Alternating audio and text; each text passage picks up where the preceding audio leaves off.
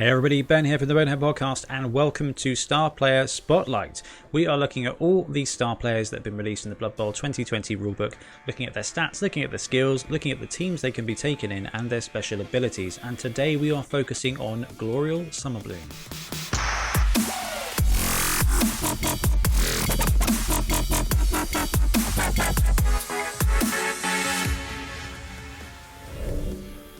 So Gloriel Summerbloom is an Elven Kingdoms special rule star player, which means she can only be taken by the elf teams. So Dark Elves, Elven Union and Wood Elves.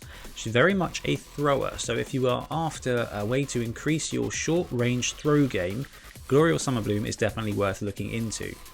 So let's look at exactly what Gloriel Summerbloom can do for your team. So movement 7, strength 2, agility 2+, passing 2+, armor value 8+ for 150,000. So 150,000 is a pretty reasonable level for inducement. Elven teams, they tend to get skills, they tend to increase in their TV, but they also tend to get a lot of miss next games and injuries because they are normally average strength and lower than average armor.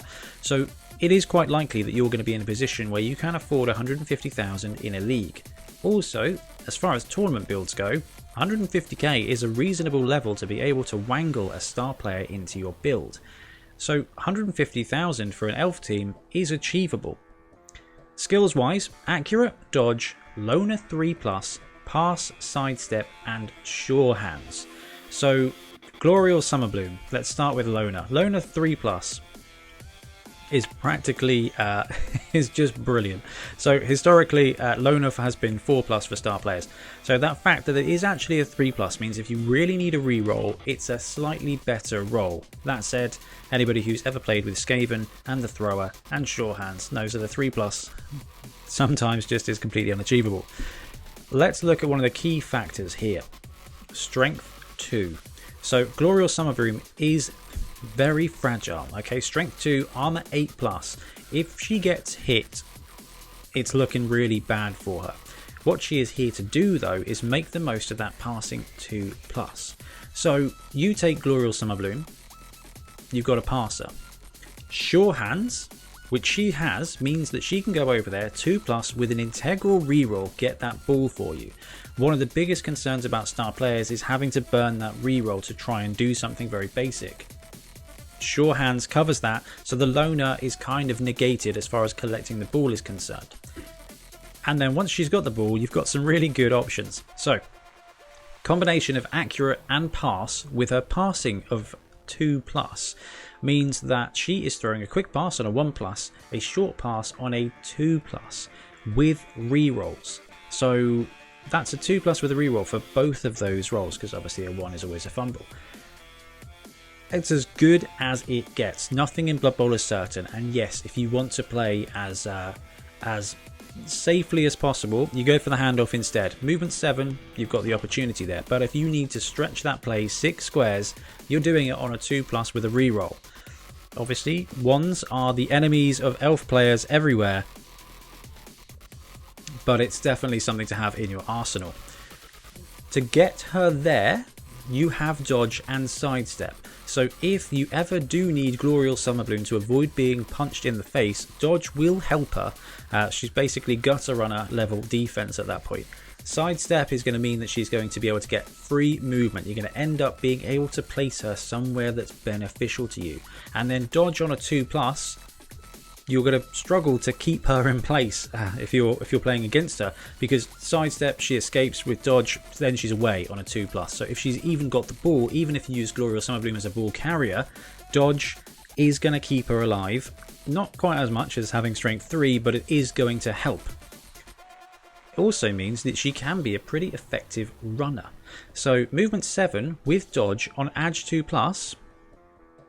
Again, you apart from if you need to fail 2 dodge rolls, that loner is not going to come into effect. So all of the 3 things you want to be using a strength 2 player for, dodging, picking up the ball, making a pass, she's got internal rerolls, so you won't even need to risk making the loner roll.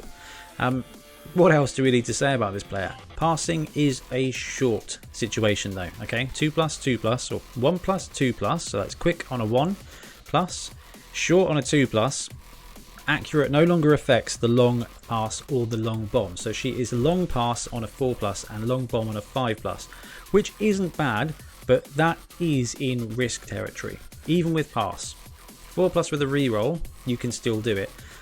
It feels a lot different than 2+ with a reroll though. She does have a special ability, Shot to Nothing. So Shot to Nothing, once per game, when Gloriel performs a pass action, she may gain the Hail Mary pass skill. You must declare this special rule is being used when Gloriel is activated. So once per game, she counts as having Hail Mary pass.